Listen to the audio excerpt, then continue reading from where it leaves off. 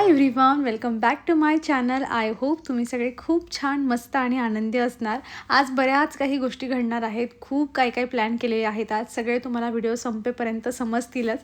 पण सध्या तरी इथे मी सकाळी सकाळी मस्त असं पोहे बनवते. माझं पोहे बनवण्याची प्रोसेस चालू आहे आणि सोबत मी नेक्स्ट टाईमसाठी पोहे लागेल म्हणून ते गाळून वगैरे पण ठेवलं आहे. कितीही मी आताच जरी पाऊच आणलेलं असलं आणि ते मी पॅकिंग जरी ओपन करत असली ना, तरी पण मी पोहे गाळून घेते आणि मग व्यवस्थित डब्यात भरून ठेवते. म्हणजे ॲटलिस्ट तो डब्बा संपेपर्यंत आपल्याला प्रत्येक वेळा घेऊन गाळण्याची गरज पडत नाही. आणि मी ट्राय करते की अशा डब्यात ठेवायचं जेचं झाकण म्हणजे छान एअरटाईट असेल. कारण मला एकदा अनुभव आला आहे. मी असंच अर्धा पाऊण किलोपर्यंत पोहे होतं, गाळून ठेवलं होतं आणि एका प्लास्टिकच्या डब्यामध्ये भरून ठेवलं होतं. आणि त्यानंतर जेव्हा 2-4दा यूज केल्यानंतर म्हणजे बनवताना मला लक्षात आलं की अरे याच्यामध्ये बारीक बारीक खूप किडे झाले असं. तेव्हापासून आता ती 4-1 वर्षापूर्वीची गोष्ट आहे, पण तेव्हापासून डोक्यात असं एकदम फिक्स झालं आहे की जेव्हा पण पोहे आपल्याला पाण्यात भिजवत टाकायचे ते आधी डब्बा उघडताना एकदा चेक करायचं की हे ओके आहे की नाही. होतं बऱ्याच वेळा आपला एखादा ओला हात चालला जातो किंवा झाकण वगैरे थोडंसं टाईट लागत नाही त्यामुळे. सो ह्या अशा बऱ्याच छोट्या छोट्या गोष्टी असतात ज्या आपल्याला बऱ्याच गोष्टी शिकवून जातात फ्युचरसाठी. पोहे बनवता बनवता माझ्या झाडांना देखील पाणी देण्याचं काम चालू आहे आणि मस्त पोहे सगळ्यात आधी इथे पियाला दिलं जातं. आज मी एवढी एक्सायटेड आहे ना, कारण आम्ही आज IKEAमध्ये जाणार आहोत. म्हणजे गेल्या जेव्हापासून IKEA सुरू झालं ना, प्रॉपर जेव्हापासून त्याची ओपनिंग वगैरे झाली आहे तेव्हापासून मला इन्स्टावर एवढ्या जणींनी रील पाठवली ना की बघ IKEA ओपन झालं आहे म्हणून.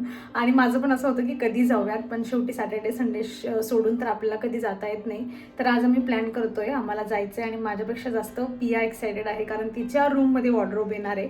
आता बघूयात म्हणजे त्यांची काय डिलिव्हरी वगैरे काय होतं, तेवढा एक डाऊट आहे मला. कारण आमच्या गाडीत तर आम्ही आणू शकत नाही, कारण ते जे काय म्हणतात ना प्लॅंक वगैरे असतात ते खूप मोठे असतात. ते फर्निचरचे आपल्याला घरीच असेंबल करावं लागतं. ते आपण त्यांच्याकडून इन्स्टॉल करून घेऊ शकतो, पण ते एक्झॅक्टली मला माहीत नाही त्याच्यासाठी एक्स्ट्रा चार्जेस वगैरे पे करावे लागतात. पण त्यांचं जे मॅन्युअलची बुक वगैरे असतं ना, कसं आपण असेंबल करायचं काय वगैरे, हे सगळं त्यांनी खूप व्यवस्थित दिलेलं असतं.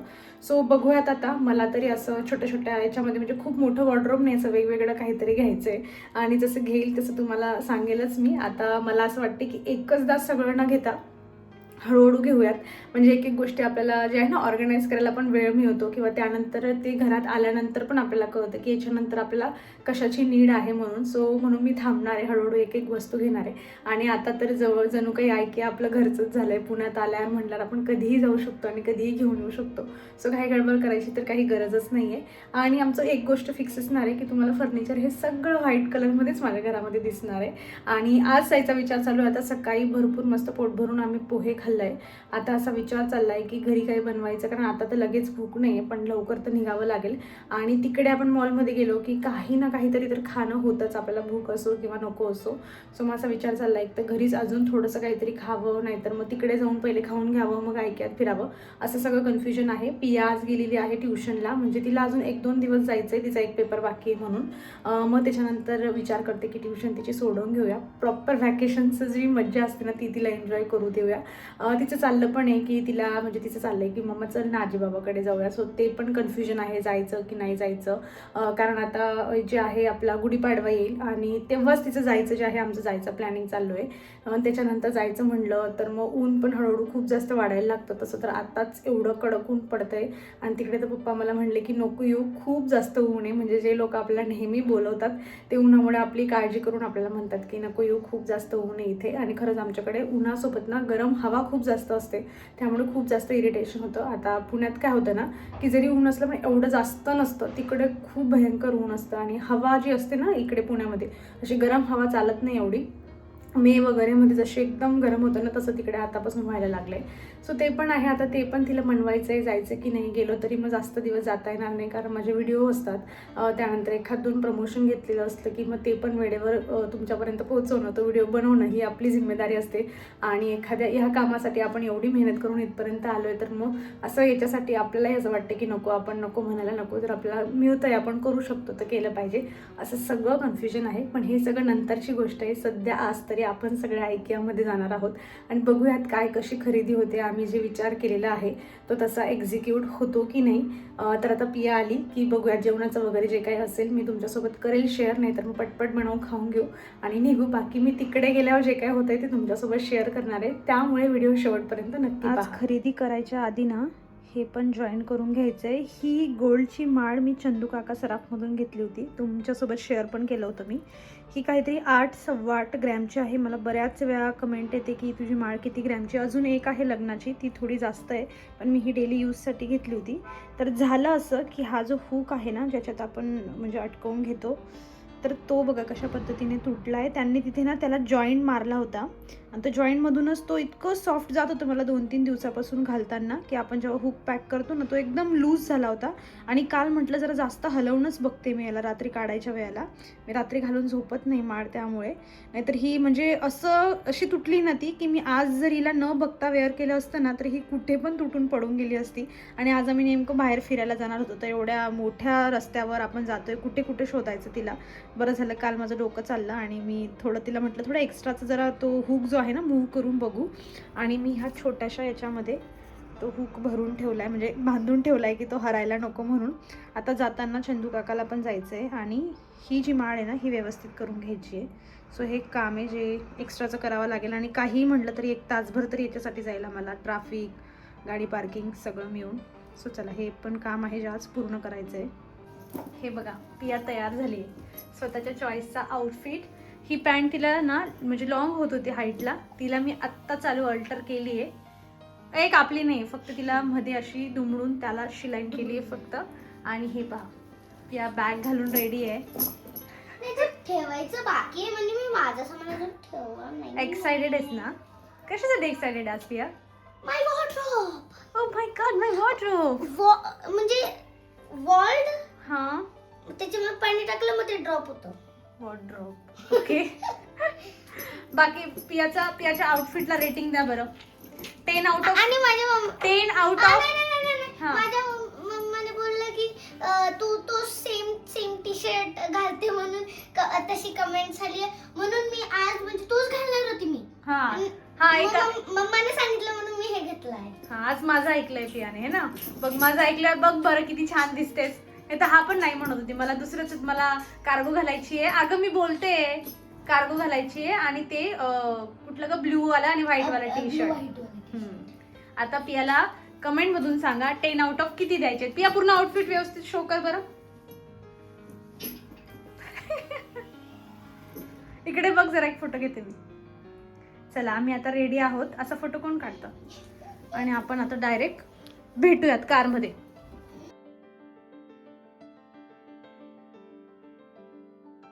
चला मस्त पटपट तयारी करून आम्ही निघालेलो आहोत. जसं मी तुम्हाला ती सोन्याची माळ दाखवली होती, तर त्यासाठीच आम्हाला जायचं होतं. बाकी मी ना तुम्हाला डिटेलमध्ये नंतर सांगते, पण ही गोष्ट आपल्याला माहीत असली पाहिजे आपण कुठलीही ज्वेलरी घेताना ना. आता मी पण काही खूप जास्त ज्वेलरीची खरेदी करत नाही, त्यामुळे मला काही एवढं त्यातलं जेव्हा घेतली तेव्हा माहीत पण नव्हतं. पण ठीक आहे, आता एकदा आपल्याला अनुभव आला की नेक्स्ट टाईमसाठी आपण तेवढे प्रिपेअर होऊन जातो. जाण्याआधी आम्ही जेवण करून घेतलं होतं, कारण घरी जेवण करून निघायचं म्हणलं की मग येताना खूप जास्त आम्हाला सायंकाळ झाली असते आणि ट्रॅफिक वगैरे पण खूप जास्त असते. त्यामुळे आम्ही डिसाईड केले की चला बाहेरच जाऊन जे आहे ते जेवूयात. आणि जिकडे आम्ही चंदू काका सराफ आहे ना, तिथे एक व्हेज मस्त रेस्टॉरंट आहे, सर्वोदय की असं काहीतरी एक्झॅक्टली नाव, पण वरून नाव आहे तिथे. तर तिथे आम्ही मस्त असं जेवण केलं. त्यानंतर आम्ही चंदू काका इथे गेलो होतो आणि इथे पियाच्या पप्पांचं ते सगळं ते त्यांच्याशी बोलणं चालू होतं. तोवर आम्ही इथे बसून मस्त ह्या 2-4 क्लिप्स छान बनवून घेतल्या. आणि तरी पण आमचा म्हणजे कारण गाडी आम्ही थोडी दूर पार्क केलेली होती आणि मग तिथून आम्ही चालत तिथपर्यंत गेलो, जेवण केलं. हे सगळं करता करता आम्हाला 1.5-2 तास झाले. आणि मग त्यानंतर पुन्हा आम्ही इथे मॉलमध्ये आलेलो आहोत. आणि आज आपल्याला जसं मी तुम्हाला सांगितलं की वॉर्डरोबची खरेदी आज करायची, म्हणजे आता लगेच होणार आणि माहीत होतं. पण चला ते पुढे सांगते मी तुम्हाला. पण ही जी लाईन दिसते ना तुम्हाला, ही लाईन सगळी फक्त IKEAमध्ये जाण्यासाठी आहे. म्हणजे सगळ्यात आधी तर आम्हाला पार्किंग, एवढा मोठा मॉल असून पण आम्हाला पार्किंग मिळाली नाही. आम्हाला पार्किंग कुठेतरी रोडावर आम्ही दूर केलेली आहे. तिथून आम्ही चालत मॉलपर्यंत आलो आणि इथे आल्यावर पाहिलं तर बापरे, ही एवढी मोठी लाईन आहे. म्हणजे 99% मन असं म्हणत होतं ना की जाऊ दे, काही लाईनमध्ये उभं राहायचं नाही, येऊयात नंतर कधीतरी. पण असं झालं होतं की ते वॉर्डरोब एकदा पाहून घेऊया आपल्याला जसं घ्यायचं आहे ते, किंवा त्याच्यापेक्षा बेटर आयडिया आपल्याला मिळते का असं. त्यासाठी आम्ही लाईनमध्ये उभं राहिलो, कारण की नेक्स्ट टाईम येणं म्हणजे एक दिवस पूर्ण जातो आणि शेवटी कुठल्याही दिवशी या ट्रॅफिक तर असतेच. म्हणून म्हटलं चला आलो आहे तर राहूयात, जरा अर्धा 1 तास का लागेना लाईनमध्ये. पण खूप वैताग येतो खरंच. तुम्ही IKEAला यायचा जायचा प्लॅन करत असाल ना तर जरा हा एवढा म्हणजे एखाद महिना जाऊच द्या तुम्ही आणि मग या. म्हणजे थोडंसं पब्लिकचं जे आहे ना ते, कारण नवीन ओपन झालं आहे म्हणून लोकांना खूप जास्त एक्साइटमेंट आहे. मी नेहमीच तुमच्यासोबत माझी एक्साइटमेंट शेअर करते. तसंच तर एखाद्या महिन्यानंतर या, म्हणजे एवढी गर्दी तुम्हाला मिळणार नाही आणि एवढं लाईनमध्ये उभं राहावं लागणार नाही. तरी पण आम्ही अर्धा तास तरी लाईनमध्ये उभं होतो आणि मग त्यानंतर आम्हाला एंट्री मिळाली. आणि जसं तुम्ही बघताय स्टार्टिंगपासून त्यांनी पूर्ण डेमो वगैरे छान तयार करून दिलेला असतो. म्हणजे कमी प्राईसपासून एकदम छान छान असे प्रोडक्ट्स पण हाय प्राईसपर्यंत पण त्यांचे असतात. आणि बऱ्याच बरण्या म्हणा आणि अजून 4-5 अशा वेगवेगळ्या वस्तू माझ्या घरामध्ये तुम्ही ऑलरेडी IKEAच्या पाहिलेल्या आहेत. पियाची जी पिंक कलरची चेअर आहे ना, बऱ्याच वेळा त्याच्यावर मी किंवा पिया बसलेली असते, ती पण आम्ही IKEAमधून घेतली होती आणि अराऊंड ती काहीतरी 600-700 रुपयाची होती फक्त. मी तिच्यावर उभं राहून बरेच कामं करत असते पण अजूनही तिला इतकंसुद्धा काहीच झालं नाही, एवढी ती स्ट्रॉंग आहे.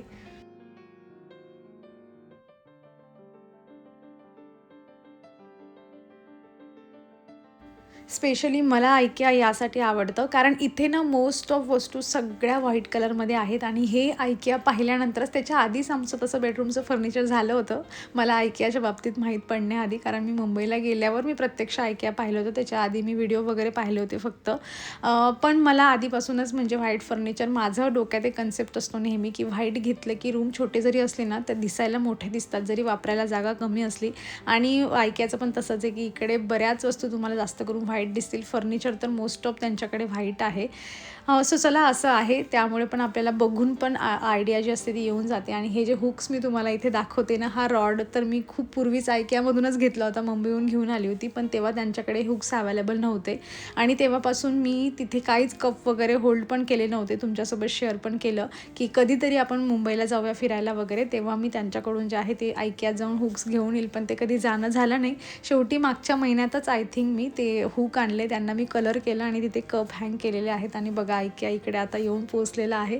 चला असो, आम्हाला पियासाठी हा बेड घ्यायचा होता पण IKEAची डिलिव्हरी होत नव्हती. त्यांची पुण्यामध्ये डिलिव्हरी होते पण वाघोलीत होत नव्हती.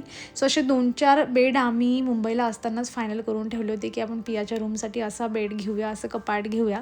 पण आता आमचा बेडचा पण ऑप्शन नाही कारण बेड आम्ही ऑलरेडी घेतला आहे. पण जो घेतला आहे ना तो पण खूप छान आहे, वेकफिटचा मस्त आहे तो पण आणि व्हाईट कलरचाच आहे, त्यामुळे एवढं काही विशेष वाटत नाही. पण हा जो आता तुम्ही बघताय ना, असा ऑप्शन पण होता माझ्या डोक्यामध्ये. तुम्हालाही तुमच्या मुलांच्या किड्स रूममध्ये असं करून घ्यायचं असेल ते करू शकतात. म्हणजे इन केस पाहुणे वगैरे आले आपल्याकडे तर आपण एक्सटेंड करून 2 लोक आरामात झोपतील. आणि पियाचे पप्पा हा लाईट बघत होते माझ्यासाठी, कारण मला बऱ्याच वेळा शूट करण्यासाठी ना थोडंसं अंधार असले की व्यवस्थित शूट होत नाही. तर त्यांचं म्हणणं होतं की आपण असं काहीतरी लाईट घेऊया.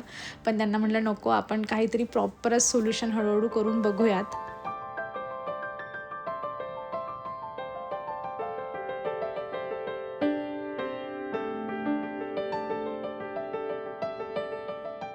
तर आतापर्यंत मी तुम्हाला बऱ्यापैकी IKEAचा टूर दिलेला आहे. जसं मी तुम्हाला सांगितलं की अगदी स्वस्तपासून महागपर्यंत इकडे बऱ्याच वस्तू आहेत, किचन रिलेटेड, क्रॉकरीज वगैरे पुढे पण तुम्ही पाहणार.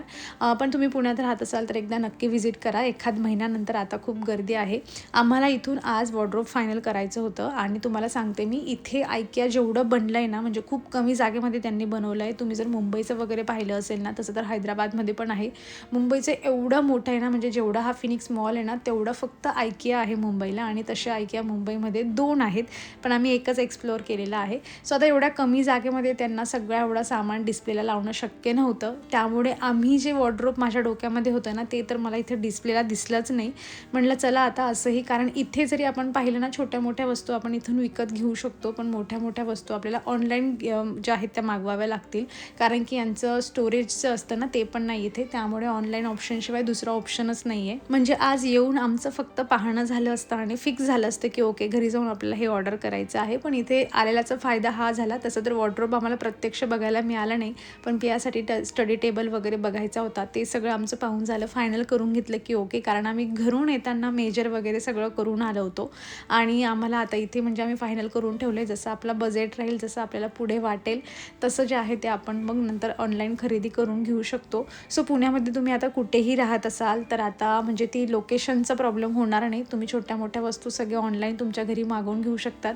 आय डोंट नो पुण्याच्या बाहेर पण यांची डिलिव्हरी आहे की नाही, पण ते हळूहळू सुरुवात करतील आता, कारण आता हे पुण्यात आलं आहे म्हणल्यावर हळूहळू सगळ्या ठिकाणी वाढेल आणि मग सगळ्या अशा वस्तू तुम्हीही घेऊ शकतात. थोड्या प्राइझी आहेत बऱ्यापैकी, खूप वस्तू असं वाटतं की अरे महाग आहे, पण क्वालिटी खूप छान असते त्यांची. चला असो, मी जेवढं इकडे येऊन एक्सप्लोर केलं तेवढं मी तुम्हाला दाखवण्याचा प्रयत्न केलेला आहे. आय होप तुमची ही एक्साइटमेंट ऐक्याच्या बाबतीमध्ये वाढलेली असेल. तुमच्यापैकी कोणी पुण्यात राहत असेल आणि तुमची एक्साइटमेंट एवढीच असेल माझ्यासारखी, तुम्हाला नक्कीच कमेंटमधून कळवा. बाकी हे डिटेलमध्ये सांगण्याचं माझं रिझन असं हेच होतं की तुम्ही पण इथे येऊन पस्तावा करण्यापेक्षा थोडं एखाद महिन्यानंतर आले तर तुम्हाला अगदी निवांतपणे फिरता येईल, कारण मध्ये पण खूप जास्त गर्दी असते. त्यामुळे चला असो, यातल्या बऱ्याच वस्तू तुम्ही माझ्या घरामध्ये पाहिलेल्या आहेत आणि अशा पद्धतीने ज्या आहेत त्या आम्ही आज IKEAमध्ये बराच वेळ घालवला. पण खरेदी मात्र आमची काही झाली नाही, कारण बिलिंग काउंटरला पण खूप जास्त गर्दी होती. 2-4 वस्तू मी हातात घेऊन शेवटपर्यंत आली बिलिंग काउंटरपर्यंत की हे आपल्याला घ्यायचं आहे. पण तिकडे गेल्यावर जेव्हा बघितलं की एवढी गर्दी होती, म्हटलं नाही आता नाही राहू शकत आपण, इथे एवढं उभं राहणं शक्य नाही, आपण निघूयात. पण काही गोष्टी अशा फायनल केलेल्या आहेत, जसं मला ही एक शेल्फ पण घ्यायची होती, ती पण आता ऑनलाईनच मागवावी लागणार आहे. रिझन तेच की बिलिंग काउंटरला एवढी गर्दी होती आणि जवळजवळ आम्ही 1-1:15 वाजता इथे पोहोचलो होतो IKEAमध्ये. तर आम्ही इथून बाहेर निघताना आम्हाला 4:45 झाले होते आणि त्यानंतर सगळे ट्रॅफिक, घरी गेल्यावर आपली रेग्युलर कामं, स्वयंपाक यातच आपला दिवस संपून जातो. आणि आय होप तुम्ही मी जे एक्सप्लोअर केलं IKEA ते तुम्हाला दाखवलं, तुम्हालाही आवडलं असेल, तुमची एक्साइटमेंट थोडी वाढली असेल, बऱ्याच नवीन वस्तू तुम्हालाही पाहायला मिळाल्या असतील आणि छान वाटलं असेल अशी अपेक्षा आहे. बाकी व्हिडिओ कसा वाटला मला नक्की कमेंटमधून सांगा. आवडला असेल तर लाईक करा, चॅनलवर नवीन असाल तर प्लीज चॅनलला सबस्क्राईब करा. आपण भेटूयात नेक्स्ट व्हिडिओमध्ये. तोवर तुम्ही हा व्हिडिओ संपण्याआधी हाईप करून टाका आणि स्वतःची काळजी घ्या. So take care friends.